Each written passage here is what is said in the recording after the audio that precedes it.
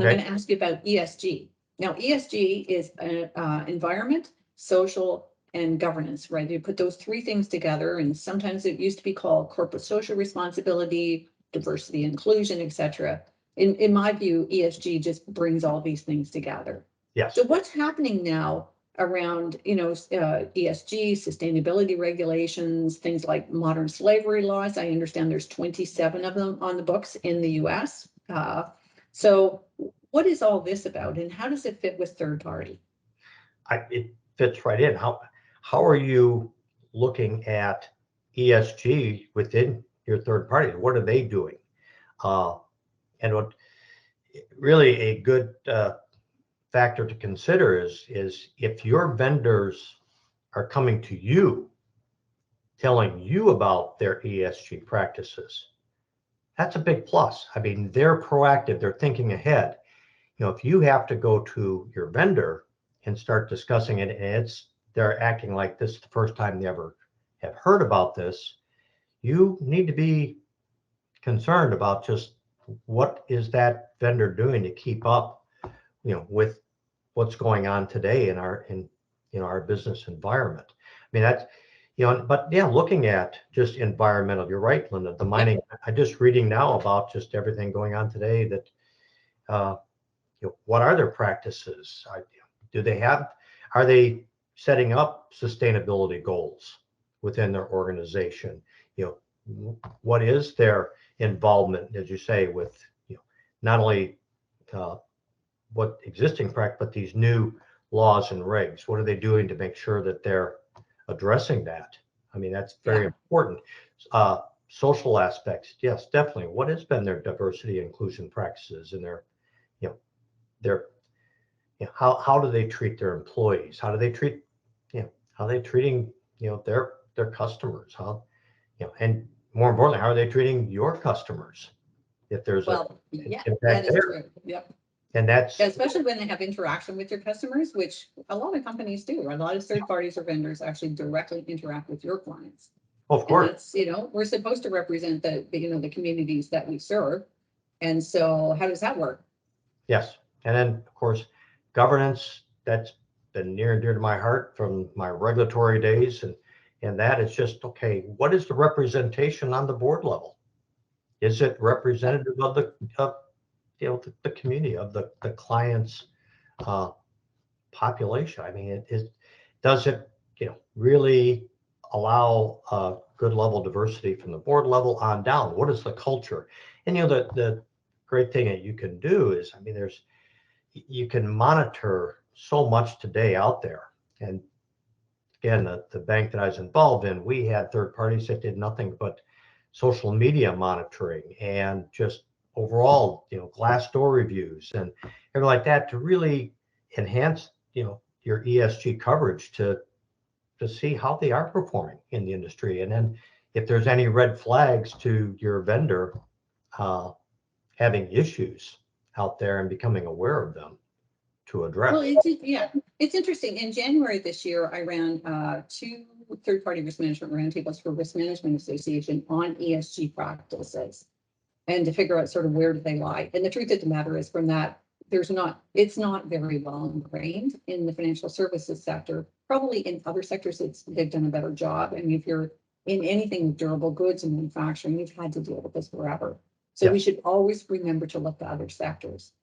But if I step back and look at sort of how would you actually tackle ESG?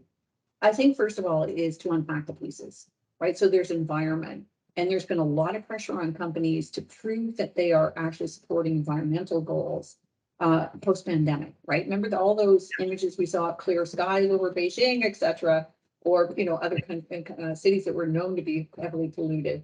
That actually had a huge impact on people. And so the environmental side of things, depending on the business you're in, you may in fact be facing new regulations and laws specifically dealing with environmental risks. And so look in your organization, figure out who else is interested in this and where do your third parties fit. The second element is on the social side. So the social side, until now, we've done actually a pretty good job in some areas. So minority and women-owned businesses have been a big issue and a big opportunity for organizations for probably, like 20 years. So I would have to say that that part of ESG in the social side is probably, it's a well-traveled path, even if your company's not doing a great job. There's lots of good examples out there on how to put in place a good MWBE program. And in the US, you have the benefit of also having these organizations certified as such, which is kind of unique, actually. There's also, as I mentioned, these modern slavery laws. So I was speaking at a Institute for Internal Auditors international conference a couple of weeks ago. And I was asked by someone from an African nation, well, what exactly do you mean by modern slavery? Which felt like a little bit of a trap. But the truth is that it's a very big, heavy-handed term for unethical employment practices, right? Yes. The slavery part of it is a pretty heavy-duty word.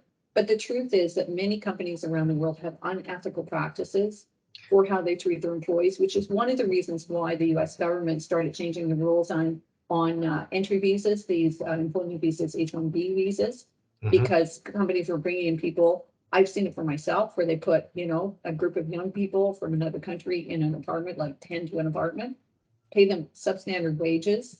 And, they come because it's a great experience. Yes. So that kind of thing is not acceptable.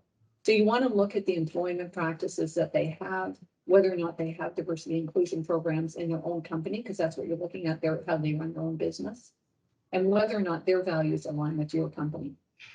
And Linda, bring up the point. Let's get back to just, the third-party risk management life cycle.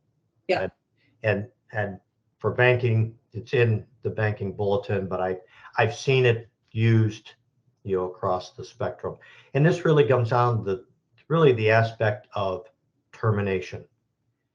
Oh, good point. Yes. Do you have triggers in your program? What are triggers for termination?